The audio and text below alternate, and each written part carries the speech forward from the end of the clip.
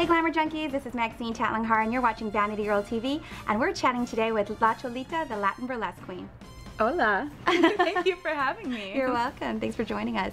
So you recently accomplished something huge in the burlesque world. You danced with Dita. I did. It was such a huge landmark for me and my career for so many reasons. And the first being, obviously, she's the most noted and admired and just amazing, hands down performer there is today. And she was actually the first real burlesque show that I had seen. My mom took me to my first show about 9 years ago. And I remember Dita coming out and just being in complete awe and thinking, that's, you know, I want to do that. How old were you at this time? I think I was about 19. Okay.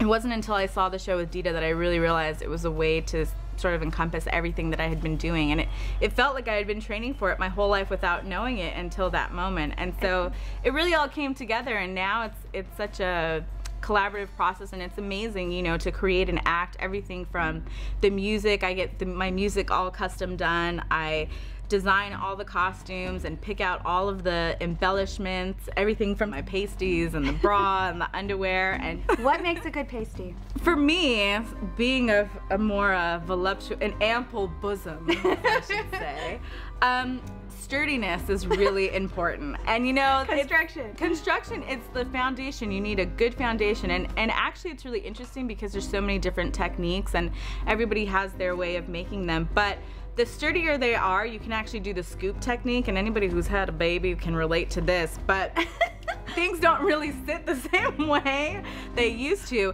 And the scoop technique, if you have a pasty that is sturdy enough, you just kind of scoop them up and you can cheat it a live bit, you know. I mean, it's all about stage and creating an illusion. Like plastic surgery. Yeah, just a little lift, you know, while you're up there. Oh, why not? Yeah, I enjoy spinning, so tassels are... It was incredible. When I saw your video, I'm like, I didn't even know that could happen. And that's the great thing about twirling too, is actually a lot of women think that if they have smaller breasts that they can't do it, that they won't get the same, you know, momentum. But that's the great thing, is pasties don't discriminate. You know, tassels, they will twirl on any which size that you are. So it's about twirl technique, really. It is, you know, not about and it's perfect actually, breast size. No, it's actually all in the feet and the ankles and the arms. You can switch direction just by positioning your arms in a different way. It's fascinating. That's a whole nother video. It definitely is. Yeah. Okay.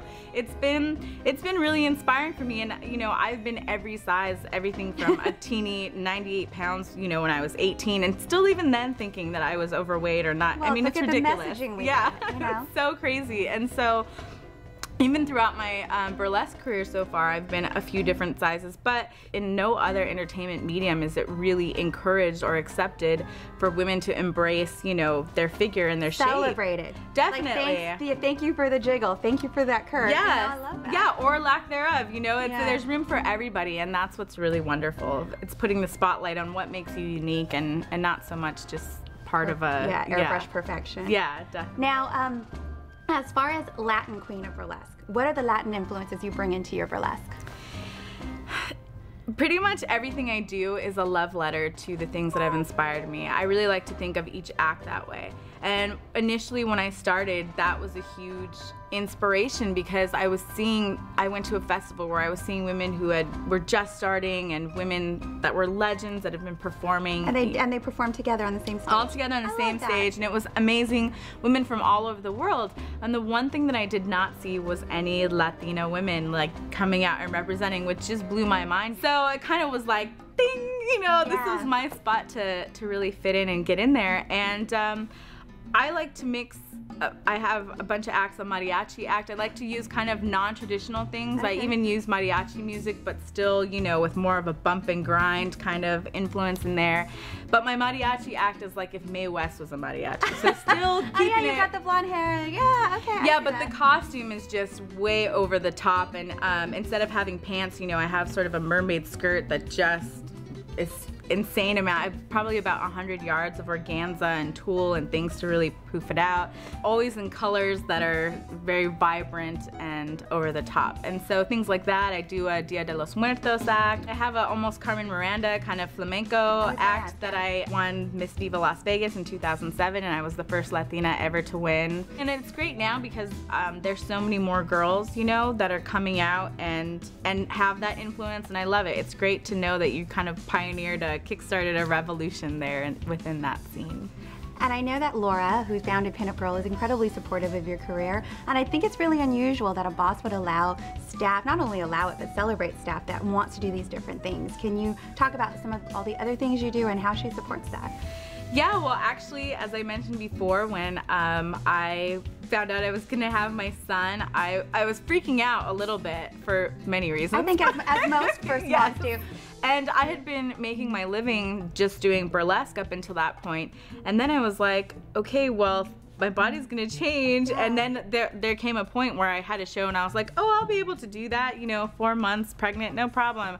I like went to put on my corset and I was like, ooh, this isn't gonna work. There's a baby in there. Yeah, you know, but it was like my mind was kind of like refusing to believe. Of course I was excited and thrilled, but you know, also terrified at the same time. So I talked to Laura, and Laura mentioned that she kind of needed somebody to do some PR for the company, and I was like, oh, I can totally do that. I'll do that. What I was doing, you know. I don't have tons of experience, but I didn't. And within the so very LA. Yeah. Yeah, I do that. I produced a movie, sure. Just a little white lie on the resume. Then you go do it. Yeah, but she had complete faith in me and gave me a shot, and within the first couple weeks, I already was dressing Niecy Nash, who was on Dancing with the Stars at the time, and she was a perfect fit for the clothes. You know, she celebrates the jiggly and was all about it. Yeah, she talked about on Dancing she didn't want to lose weight. She said, I'm gonna eat more because I need to keep it thick. Yeah, yeah, we love that too. And so our fans, you know, were just stoked about it. They loved her, and the feedback was really positive. From that point, I was like, wow, you know, I just reached out to her personally, and it all worked out. And at this point, we've been featured in Lucky Magazine, Us Weekly. I saw you in Lucky. I tweeted you. Yeah, yeah. And it's so much fun. We've been doing things like we went to the Emmys and MTV Movie Awards and things like that, and it's great. I mean, the two for me really fit hand in hand, being able to be amongst in that sort of environment. It's fast paced and it's all entertainment, and so Laura, you know, of course she's supportive, and it's great. She comes to all my shows. She's there screaming like a wild woman, and yeah, she really pushes you to pursue, you know, what you're passionate about and be the best that you can be. And you're right, she's an extraordinary woman. I think just that's beyond being a boss. It's a rare philosophy, I think, for a company owner to do that, but it works here, obviously. It definitely does, because, you know, the better that you're doing in your personal life, the more you excel in all other areas. And I just feel so blessed, and I'm so happy every day that I get to come in here and be a part of this Pinup Girl family. I know. You know, I like to really think great. I'm like a Pinup Girl cousin. Yeah. I like your visiting cousin from Well, Vanity. of course. We're wearing the same dress today. Let's talk about this dress because it works on curvier figures and it's kind of forgiving and still flattering. So let's talk about it. Yes, I love this dress. This is the Ava dress, and what I love is just the way it's cut. So if you got some chi-chi action, you know, it allows them ample room to kind of sit, but it's also very supportive. Yeah. And I love this waistband in the belt, because it, you know, brings it in, and then having the free hip with the slit is really, and I actually wore this when I was 7 months pregnant, and I was singing with my band for the first time. We were making our debut, and I was like, oh man, what am I gonna wear up there? Because I'm so used to just grabbing something and throwing it on and be like, okay, no problem. But as you know, you're pregnant, I was not ready to give up the glamour. People are like, oh, those heels, those are gonna be gone. And I refused. I was like, so you're pregnant in heels. Yes, I was like, there are certain things. In sparkly heels. Yeah, I had to give up my margaritas and my Cosmos, but I will not give up, you know, the glam factor. So it was great being able to work here, because I was so fortunate to have access to all these amazing clothes. And what was wonderful about it was so many women had been writing us, are you guys gonna come out with the maternity line? And in fact, our clothes do really they're suitable for women. I wore the dresses all the way up through my 9th month of pregnancy. You modeled them in your 9th month. I did, and it was such a great experience. And everywhere I go, because you don't want to feel, your body goes through so much, your hormones go through so much, and I mean, I'm a little bit high maintenance and probably over exaggerated, just a tad. I mean, yeah. So, I didn't want to feel frumpy. All the things at maternity places, I know they really try hard to keep up with the trend, but everything just ends up looking, you know, like a big draped sheet on you. Especially if you got chi-chis. Oh, definitely. Everything's gonna look like a sheet on you. Then it's just a big box, you know. it's so. These clothes were really great. I loved everything that was made in Bangoline because they were, it was stretchy but also supportive of my stomach that was growing, and that gets heavy. I was carrying a big old meatball in there. And I'm sure Valentina will love to look back on this. Yeah. Mommy called me a meatball. Thanks. And you know, your boobs are growing to epic proportions, and so having something that just kind of keeps it all in and still is flattering, and you still feel sexy and you feel as much as you can at that point.